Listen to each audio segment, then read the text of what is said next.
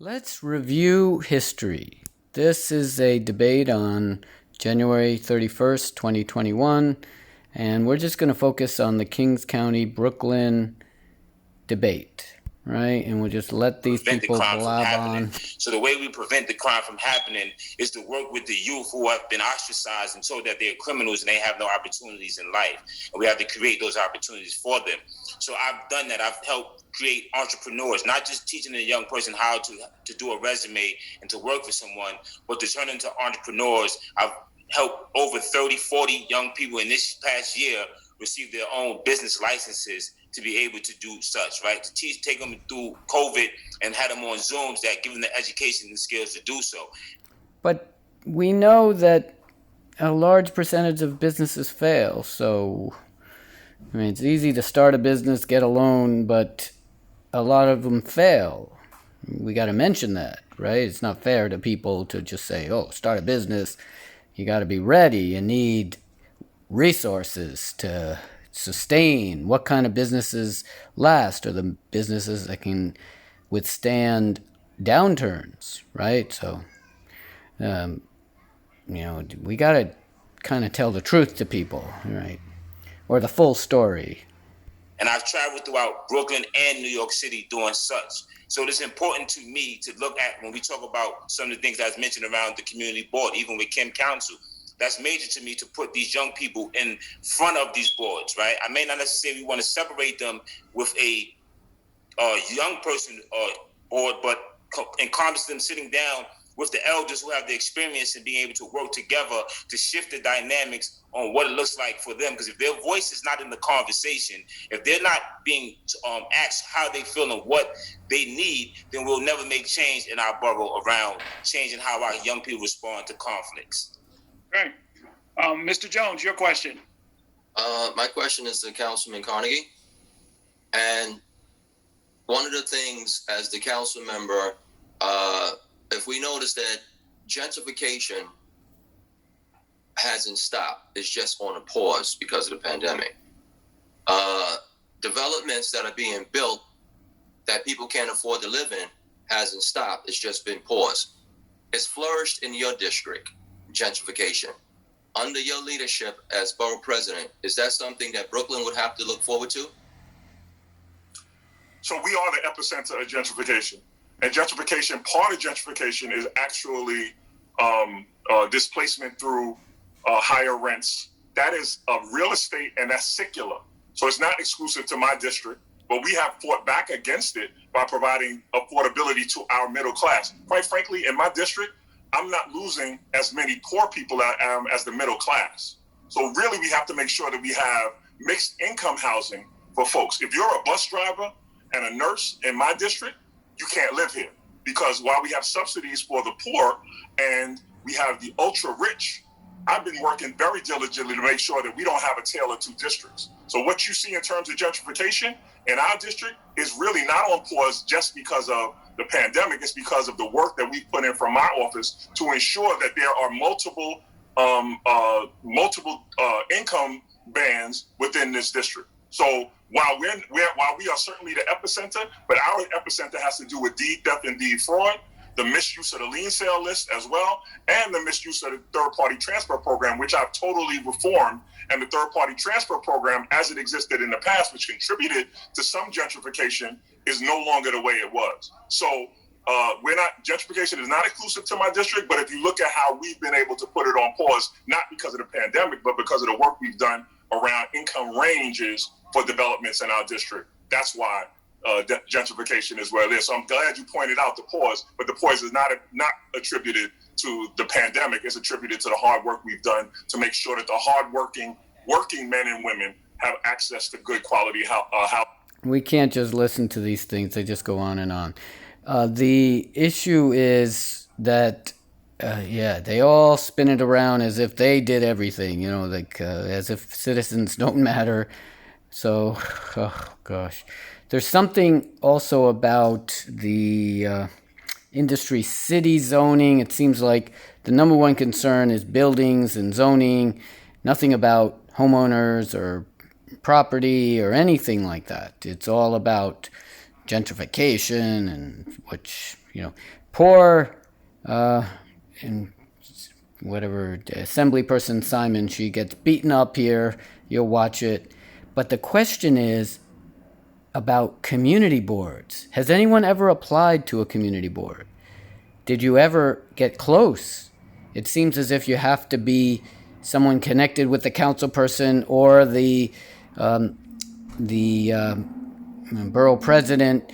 In the past, there seemed to be a goal to involve a lot of people. Here they're talking about youngsters on a young community board, but let's go to the reality. The reality is there's political clubs that are in Brooklyn, and they kind of run the show. All these people, they should have to list their political clubs, right? What political club they're in, what they're paying to these clubs, and you could see it in the public data. There's the Kings County, and that's not even a political club. I think that's a Kings County Democrats, I think, is a super organization above the political clubs, right? It's made up of political clubs. And if you're not in the club, you're not allowed. You're not listened to. You're not anything. You're just, so let's just move ahead because I'm just picking some random things from this And the reason they did that is,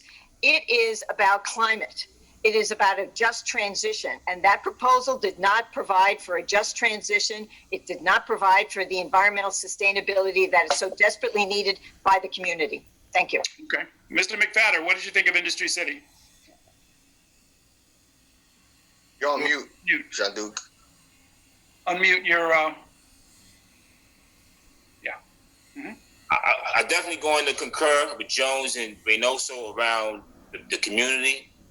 But I do want to say that I'm confused because so many people have been in these conversations before this race. And I haven't seen anybody that stood to the front and really shown that this is a major issue to our community members. So I think that right now what we really need to focus on is, one, these private hearings, right? You got an opportunity to have public and private hearings.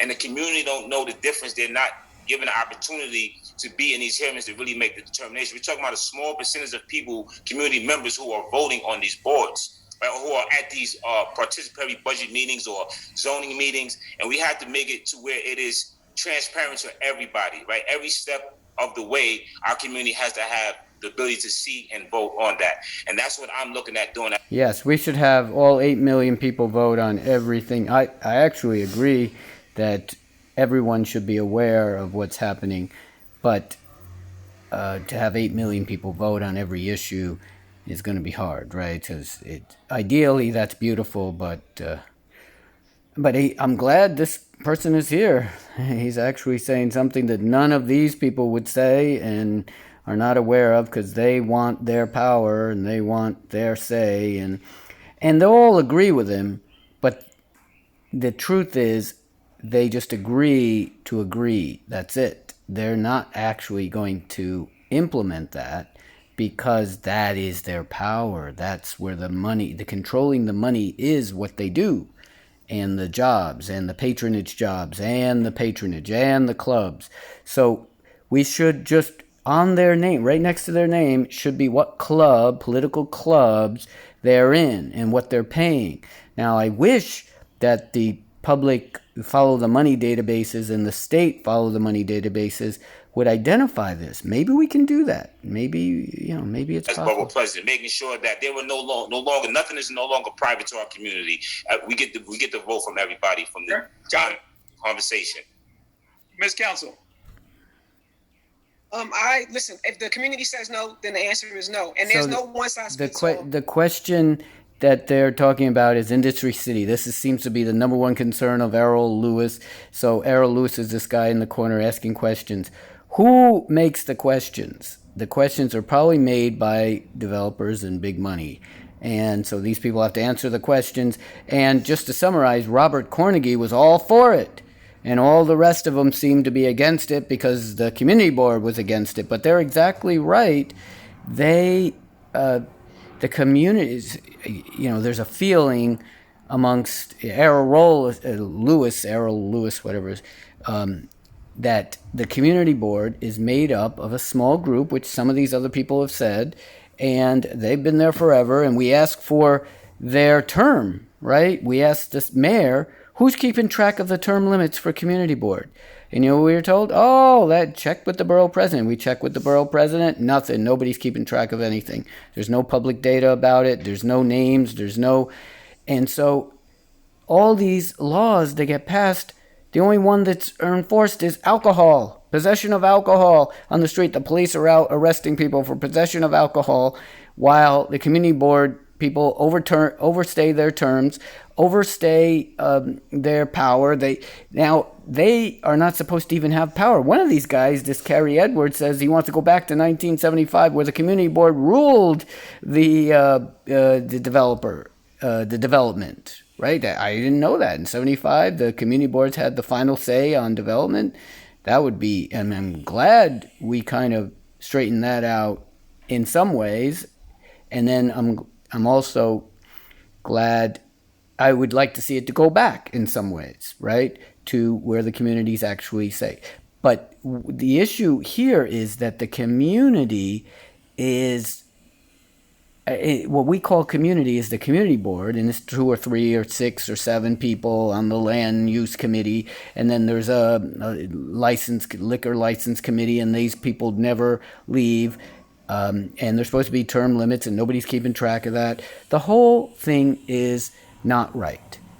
So this guy, this Kerry Edwards guy, wants to go back to the 75 where the community boards ruled.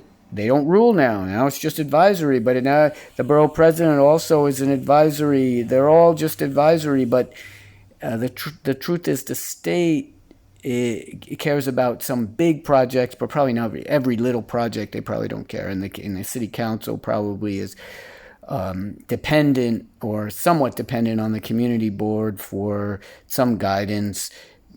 But the truth is, when they're really big, then they can override, right? Now, I'm completely confused by this debate, but I do want to say, this is over to the comptroller, who cares?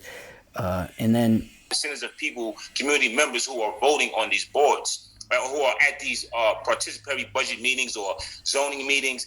And he's mixing up zoning, and let's just go to communication the end and of it. access so that everybody's included. I mean, let's take the East New York rezoning, right? Which to me was a bigger travesty than the industry city. You still have 3,600 jobs. People are waiting for those jobs in a community whose median income is $24,000.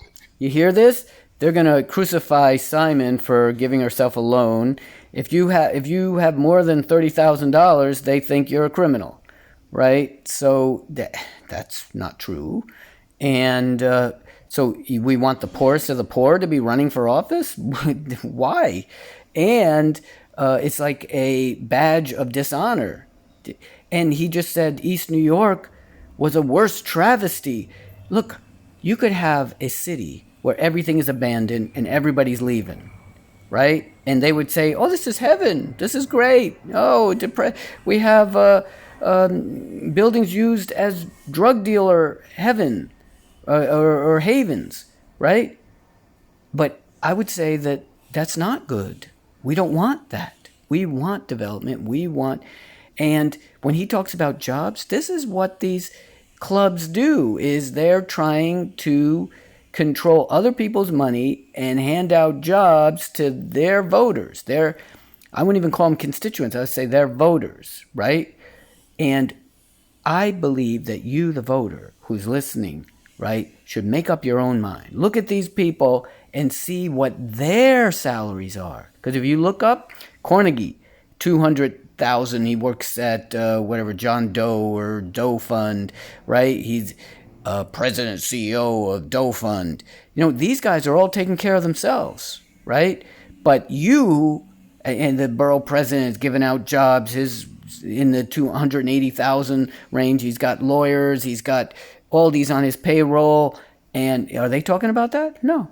The assembly person is, I think it's now 150,000. All these people, some of these are not. Some of these probably are individuals that aren't in the game. But the ones that win this game are the ones that make contacts. How do you think our friend Carnegie get the job at Doe Fund?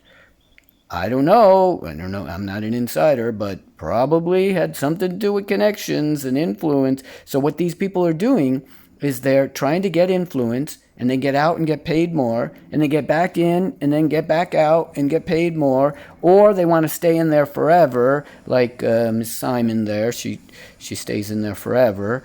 And some of them can't stay in there forever because now it's getting more and more competitive.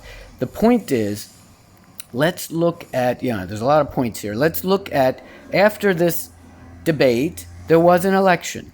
And you can see here the issue.